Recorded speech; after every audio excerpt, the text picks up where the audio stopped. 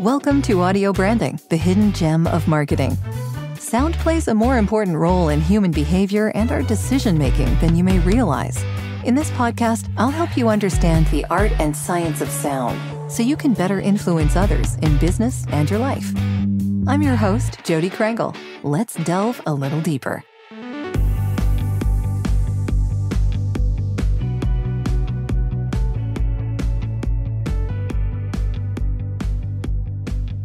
Welcome, John. I'm really glad that you decided to join me, and I'm looking forward to the conversation. Me too. Thank you, Jodi. I was excited when you asked me to talk with you, and I have to say I was slightly intimidated because normally when I talk on podcasts and webinars, I'm sort of the novelty, being the audio branding person, because I'm usually talking to, businesses and other marketing people, but since you do sonic branding, when I first was invited, I thought, I'm not as cool anymore.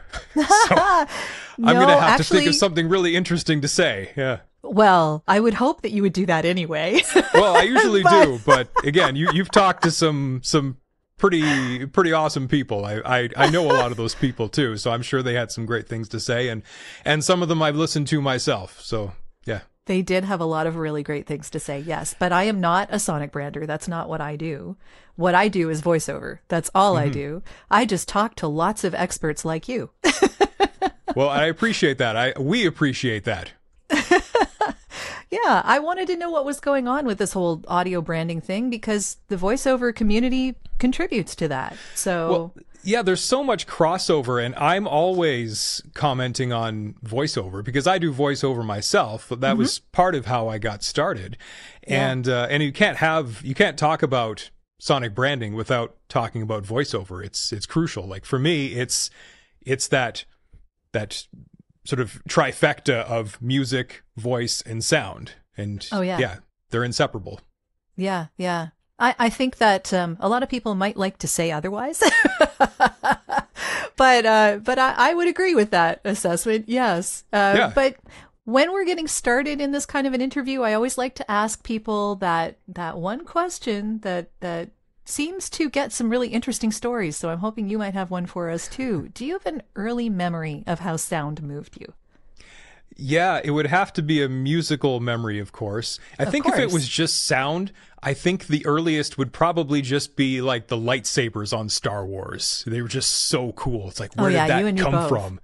Yeah, it was just, you could feel that sound. It had this interesting tactile sort of quality to it. And that's something I'm always talking about with other with clients and with other sonic branding experts, is that that tactile component to sound. And I think that was something that we kind of lost during COVID, because with music, we had all these kind of live stream concerts. People were doing these very minimalist online kind of musical performances, which was great to kind of get people together, even if it wasn't physically together, and to just keep the spirit of music alive. But of course, the sound quality's not going to be nearly as good as when you're in that room. It's not going to sound as full. But something that I realized I was missing was that physical component of music. Even something just as simple as that kick drum hitting you in the chest and that sort of thing. And that was sort of confirmed to me recently. I had a really interesting conversation. So we have St. Lawrence College here in Kingston, and they have their music and digital media course. And someone mentioned that they had a deaf editor. And I was like, how does that work?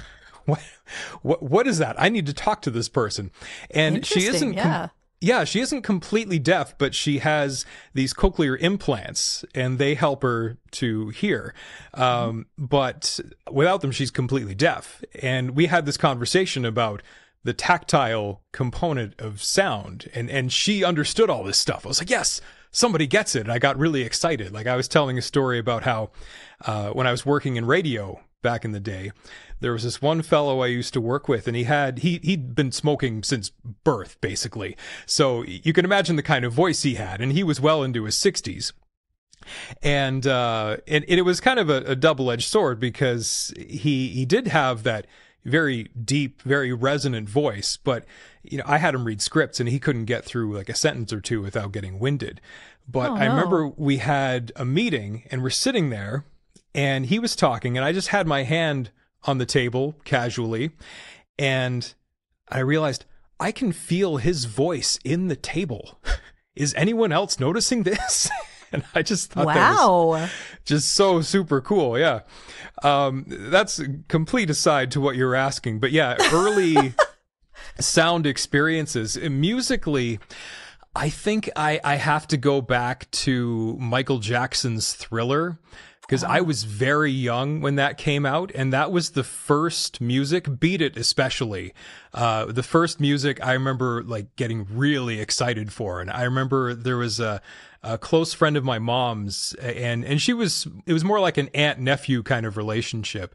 And she had this fancy sports car at the time, and she would put in the Thriller tape and we'd go for drives, and I would just wait for Beat It to come on and I would just lose my mind. It was so exciting. I love it. Yeah, that's a really iconic album there, definitely. Well, and it just got better the older I got too, because as you get older, and I'm a singer as well. I know you're a singer, and the more you learn about singing, the more you appreciate great singers, and you listen to him on that track and it's like, he's just killing it. Where is this coming from? And then I found out that was Eddie Van Halen playing the guitar solo, and it's like, yes, I was meant to love this song. It's just, yes. It was great. It was a rock song. It was a pop song. The vocals were amazing. The guitar was amazing. It was just, everything about it was great. And I still love it today. Of course, he takes it to the next level with the dancing. And then, it's just crazy. Weird crazy thing time. I only recently became aware of. So, in the music video, he's dancing in the pool hall. It was just recently brought to my attention that the pool tables don't have holes. Really? Why is that? I don't know. I don't know if they were just weird prop tables that somebody made and forgot to put holes in them. I don't know what it is, but it's the weirdest thing. I saw a meme saying that. I was like, that can't be true. This is fake. And I watched the video. I was like, no, there's no holes in these pool tables. But interesting. Maybe it was a metaphor. I don't think so. I think somebody just screwed up and they thought, no one's going to notice. And nobody did for about 40 years. So, mission accomplished. Yeah, pretty much. Well, that's really an interesting fact that I did not know before we had this conversation. You're going to watch that after we talk. Yeah. Yes. I love it. So how did you end up getting into the sound audio branding aspect of all this? Because I know you came from it from a music aspect, correct? Well, it was really a confluence of a lot of different things, and I think it had really been growing over the course of my whole life. So, first there were lightsabers and Michael Jackson, and when I was very a little valid older, start. yeah, when I was about 9 years old, somebody finally got me a tape recorder for Christmas. So I had great time with that. I'd play radio and stuff and do little skits and things. I still have the tapes too, and then when I was in my teens, I started playing music. I started playing guitar. I started singing. And in my 20s, I went to radio school. So I got into broadcasting. That was the bulk of my 20s. And then in my 30s, I sort of finally kind of found a way to put it all together. Because when I was working in radio, I was working for the military. And they had this radio station broadcasting into Afghanistan from the base in Kingston, which was really, really neat, a really cool job to have. But that was always meant to be a transitory thing, and it closed in 2011. So when I was out of the job, it just seemed like as good a time as any to do my own thing. So, and I'd been sort of leaning toward that. I've been sort of building to that for a while. So it was a pretty natural transition. But originally, I was just going to do broadcast products, essentially, like commercials and PSAs and things like that. The stuff that I'd already been doing because I'd worked as a producer for the previous 10 years. But it's interesting in this market, I didn't seem to have any competition in the city because there were other studios, but they were focusing on musicians and music. So for me, both as someone who had experience in broadcasting and advertising and marketing, and also this musical background, there was a real opportunity to sort of put all those things together finally and do something a little more interesting with them. So it took a while, and it's like any other business. It's a lot of experimentation. You know, you're new at it. You don't know what you're doing. You're trying different things. You're working with different people. You're sort of seeing what's going to work, what sticks, what excites you the most. And yeah, it just very gradually grew into sonic branding or audio branding, whatever you want to call it. Sure, yeah. I mean, the podcast is called audio branding, but I know a lot of people call it sonic branding, or I just call it whatever feels right in the moment. Yeah, exactly. Yeah. I've asked that definition of a bunch of different people, and they've all given me different answers. Yeah. Well, they all say they're interchangeable, but they don't really say why they use one or the other. So I don't know. Yeah. Well, I think it's a just mystery. I think it's because the industry is very interesting right now, because there's so many people doing it, but there isn't anybody necessarily flying the plane. You know, there isn't like one sort of authority figure saying this is how it is now, which I think is probably a good thing. But maybe one of the disadvantages is nobody knows what to call this thing right now. But, you know, that'll probably just kind of figure itself out in the coming years, especially as the industry grows and becomes more top of mind in the broader marketing world in general. Sure. There's a lot going on, and there's hopefully a lot more innovation to come. So it should be a really interesting next few years. I know the last 5 years have been super interesting when it comes to all of this. No, absolutely. It's changed a lot. Yeah. No, and I've been so grateful to be a part of it too, and to be able to grow with the industry. Like I rebranded earlier this year, and that was just really a reflection of everything else that had been going on at the time, because my previous brand just didn't really fit what I was doing anymore. It had just sort of matured into this new thing.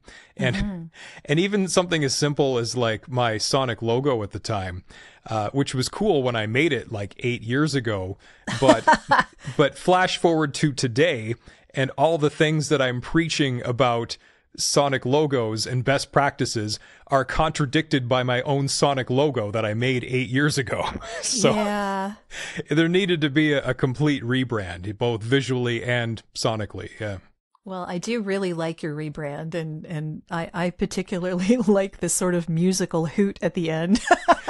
Yeah, well, we're actually working on an animation version where we're going to finally combine the audio and the visual. I'm very excited about putting that together, because it's great to have both, especially when they're built from the same principles and attributes.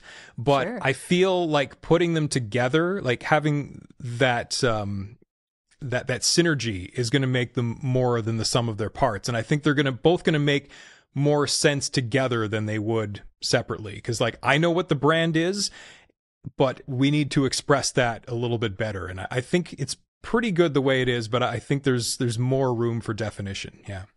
Yeah.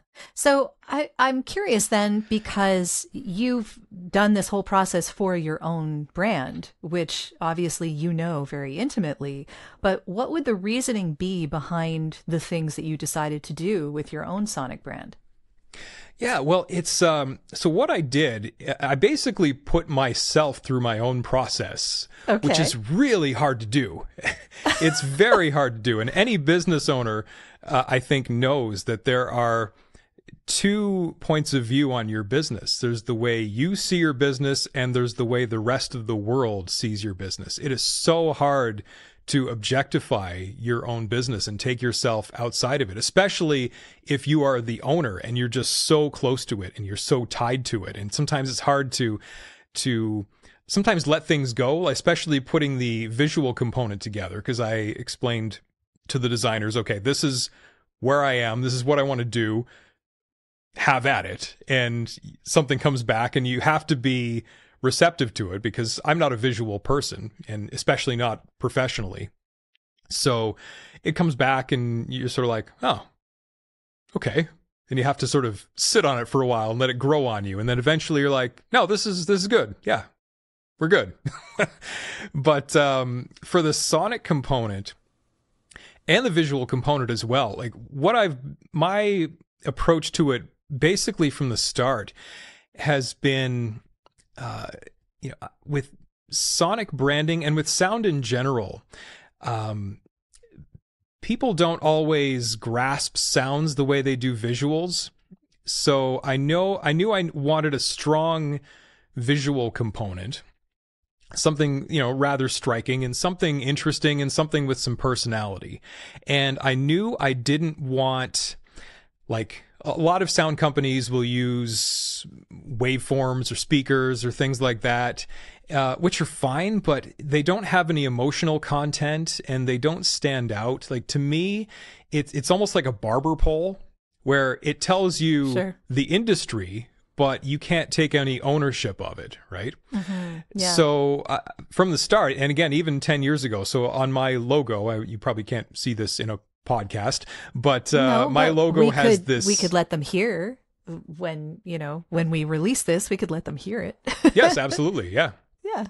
But the visual component, the main icon is this owl figure.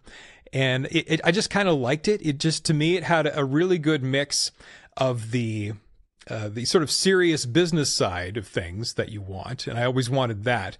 But it's always juxtaposed with this creative, whimsical, quirky kind of thing as well. Mm-hmm. And that's always been my process, even from the start. It's like, let's figure out, let's do the serious stuff. Let's figure out who we are and what we're all about and how we want to present ourselves. And then we can have some fun with it. Because I find a lot of businesses, especially companies that produce jingles exclusively, they'll go straight to the fun part. And I find when you do that, you don't get a product that really suits the brand. It's really just expressing the composer more than it is the brand. And there are even some companies that will have like a library of compositions that they've compiled, and they'll just kind of shoehorn your name into that composition. Sure. And I had a conversation with an account rep for one of the radio stations last year, and he was talking to a car dealer that he works with, and the car dealer was all excited. He said, "Oh, you got to hear my new jingle," and he started playing it for him. And this account rep, about 3 seconds in, started singing along.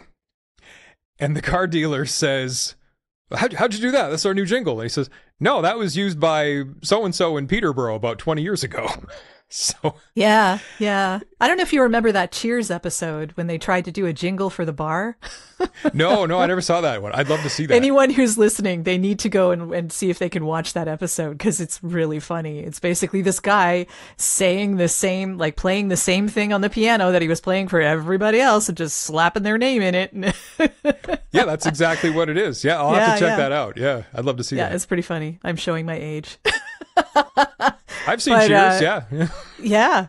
But as far as your own audio brand is concerned, so how did you go about figuring out what sounds you wanted to use in that logo or your entire brand? Yeah. So again, the first thing I did, and again, I was putting myself through my own process. Do you want to talk about that process a little? You don't have to give details, but yeah. So the first thing we generally do is what I like to call the audio audit. So we look at the brand's media, its touch points, its environments, all those places where sound can be exploited in some way, where we can put our signature on it. And then based on, because most people have a lot more than they think. Like, unless your media is limited to a website, a billboard, and some print, you've got audio, and usually a lot more than you think. So first, it gives us an idea of the breadth of material that we're working with. And then we go into essentially the brand audit. So this is where we get to that, the guts of the brand. We look at, what is it all about? What is its function? How does it make people feel? What is its history? What is its future? How does it make the world a better place? So we want to put a really fine point on and really getting to that emotional core of the brand. And it's an interesting process both for me and the client, because I always say that quite often, not always, but often, visuals convey information, but sounds convey emotion. And I find a lot of the time when you're having these conversations, you're taking the client to new places and getting them to think about things that they've never really considered before. So it's an interesting process. Sometimes it takes a little while to kind of get to that point, but you get some great discussions, and it's really interesting depending on who you're talking to, because some people have never thought about this stuff before, but then you get some business owners, and sometimes you're even talking to the founder. If you're talking to the founder, you're in a good place because they are more emotionally connected to it than anybody. And I've worked with some clients who you don't have to do very much digging that way. They can speak very passionately and very specifically about what their business is all about. That makes my job a lot easier. So once we do that, we might identify maybe 3 to 5 core traits or attributes with which we can build the business or build that brand. And then we'll start composing an audio style guide. So we'll go over the do's and don'ts of things like instrumentation and timbre and pace and genre and stuff like that. We put some very fine points on the voice as well. We talked about the voice earlier. You know, like, is it a young voice? Is it old? Is it, you know, authoritative? Is it effervescent? Is it, you know, there's so many different points of articulation. For a voice. And I'm not telling you anything you don't know. Yeah. But even things like, I've been trying to get my clients to think even a little bit deeper, you know, things like dialect and even key words. Like, are there some words that, because I do want to get into the writing style a little more, and we have been talking about that as well. But when you talk about key words, things like if you look at Disney, everything's magic, right? Does our business have something that we can, a word that we can own? Not own exactly, but something that is going to be familiar within our advertising and our marketing. And then, once we've got those guidelines in place, then we'll start producing assets. So that might be seeking out a brand voice. Or brand voices, who knows? It's going to be composing an audio logo or a jingle or a full brand anthem, just musical pieces. Or it could be, some businesses have product sounds, and those are really interesting to work with. Is there a way we can incorporate that either musically or just sonically somewhere? And the example I always use is Rice Krispies. Rice Krispies is a boring cereal, but somebody discovered that it made a noise, and that has sustained them for nearly 100 years now. If they didn't figure that out, I'm sure Rice Krispies would have disappeared in the 40s sometime. Yeah. So then once we have produced all these assets, then it's really just applying them. It's just getting them out there to all those touch points, media, and environments that we discussed.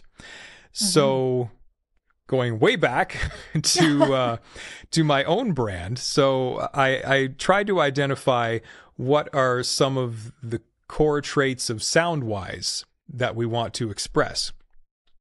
And it was really, I sort of touched on it earlier, it really became that balance of, again, that sort of serious business side and then the creative fun side, and putting them together. And so how do we express that sonically? So the serious side, I decided to use like orchestral instruments. So when you listen to it, and I'm assuming you'll probably play it in the podcast, when you listen to it, you'll hear some cello, which I like. It's just a very strong sound. It's very, very regal. It's very powerful, and it's kind of serious. There's a little bit of a French horn in there as well. But then it quickly morphs into a little bit of silliness because there's this marimba that kind of transitions into that hoot of the owl. And I just love that sound. And a little sort of side note about the owl, I decided when I was rebranding, okay, I'm not going to use a stock owl. I'm going to get a real owl sound. I'm going to go out and record an owl. And outside Kingston, we have Amherst Island. And I found that there was a tour guide there, and he would take you to look at owls and look at all these fun creatures on the island. And I got in contact with him, and I explained to him what I wanted to do.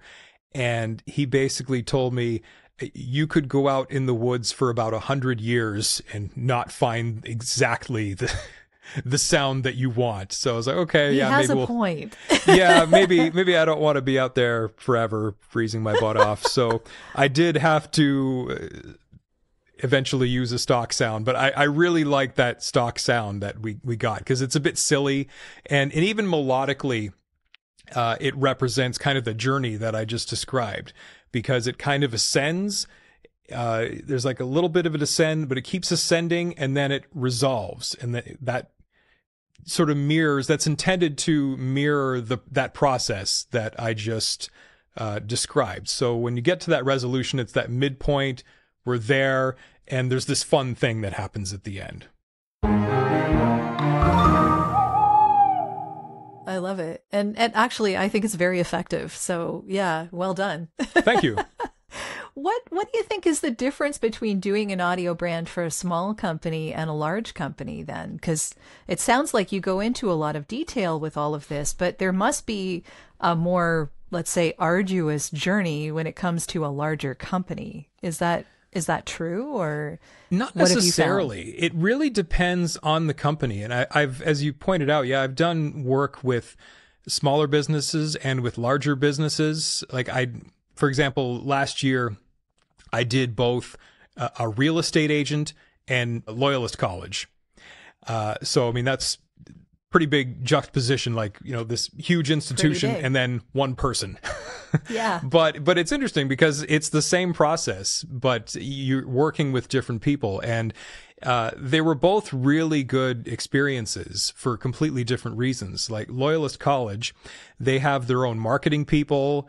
They had just done a visual rebrand, so it was the perfect time for a sonic, not even rebrand. They never had any kind of sonic strategy. So that was very exciting. And they had this new young marketing team too, and they were really receptive to new ideas.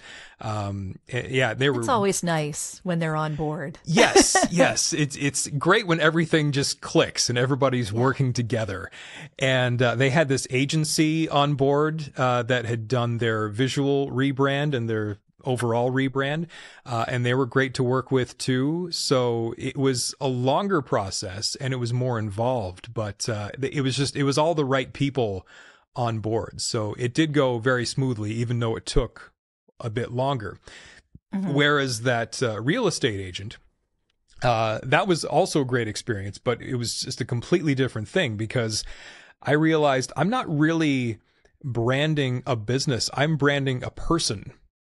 Oh, true. Yeah. So it wasn't so much, we did talk about business and about her industry specifically, but it was really, I realized pretty early on, it was really just getting to know her personality, mm-hmm. because that's, if you're buying a house, that's who you're dealing with. That's, that's the face, that's the whole emotional core of the experience. So it was really branding her. And the neat thing about this business, as everybody knows, is you're not limited by geography, which is great. Mm-hmm. You can theoretically work for anybody in the world, but I do like being able to have some sort of physical presence and being able to work with people directly if I can. And this was a great example, because working with her, and we had all these Zoom chats, which were great, and we just chatted, very casually, and I got to get a sense of who she was and what her overall vibe was.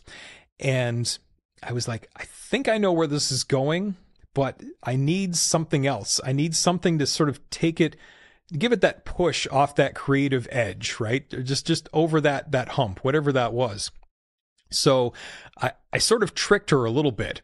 I said, why don't you come in sometime? Like, she's in Belleville. And I said, mm-hmm. do you ever get to Kingston? Because for those who don't know, Belleville is about an hour away from Kingston. So people come back and forth all the time, especially to Costco. I found out through this experience that the people in Belleville are the ones who are clogging up the Kingston Costco. So now you know. Yeah, so I have a little bit of a grudge with them now. Okay. Somebody get those people their own Costco. But where was I going with this? So I said to her, do you ever get to Kingston? Maybe we can do like a sample commercial together, because we had a script, but it was always intended for a voiceover person. But I was like, let's, you know, if she's representing the brand, let's try her on a recording and see if her personality comes across, see if she's got that presence. And sometimes it works out. You know, I've done lots of client commercials before. Some of them are really bad, but sometimes they're really good. Sometimes you just get lucky and someone ends up being a really good spokesperson for either their business or, in this case, for themselves. So I was genuinely interested in trying that, but it was kind of a pretext for just, let's get her in here and get a better sense, an in-person sense of her personality. And we did it, and it worked really well. And we had a conversation, and then she left. And as soon as she left, I had the melody. It was there. It's like, okay, there's no second guessing anymore. That's the melody. That's exactly it. And we're in business. That one was fun too, because her tagline, her name's Kelly Boudelier, and the tagline that they had come up with was Kelly B turns keys. And I thought, okay, how can we work with this? And I knew I didn't want to do a jingle. I just thought that phrase worked well spoken, but I just worried it would be kind of cheesy sung. I couldn't come up with anything that felt good long term. So I thought, okay, no, sonic logo is definitely the way to go. So once I had that melody, I thought, okay, we can incorporate some non-musical elements. So when you'll hear it, you'll notice the melody is accented by some key and door sounds. So you get that melody, but you also get that texture that sort of helps the attribution. And that's something I've been really focusing on these days too, is there are so many more sonic brands out there, but I find a lot of them are starting to sound the same, because when you think just melody, and I'm a huge fan of melodies, but you need a distinctive timbre sometimes to really just hammer home that attribution and making it distinctive. Because if all the sonic logos are just melodies, like how many notes are in the average sonic logo? Maybe 4. We've got 12 notes. You know, it's tough. So how do you differentiate yourself further? Well, you can do that with interesting timbres and textures. So that's kind of where my brain goes these days with these things. Have you done any more of those with interesting like noise sounds? Yeah, when it's appropriate. I'm trying to think of another example. There was a car dealership where we incorporated a car horn honking with the music, because there was like there were like there was a little break between the words, and there was just a between there, and it kind of made it catchier, and just, you know, again, just it wasn't just music anymore. There was something that tied it to the industry that just, again, made it a little more distinctive and a little catchier. Yeah. Well, that's the end of this episode. Thanks for listening. And if you like what you heard, why not tell a friend about this podcast? It's available in all the usual locations. Until next time.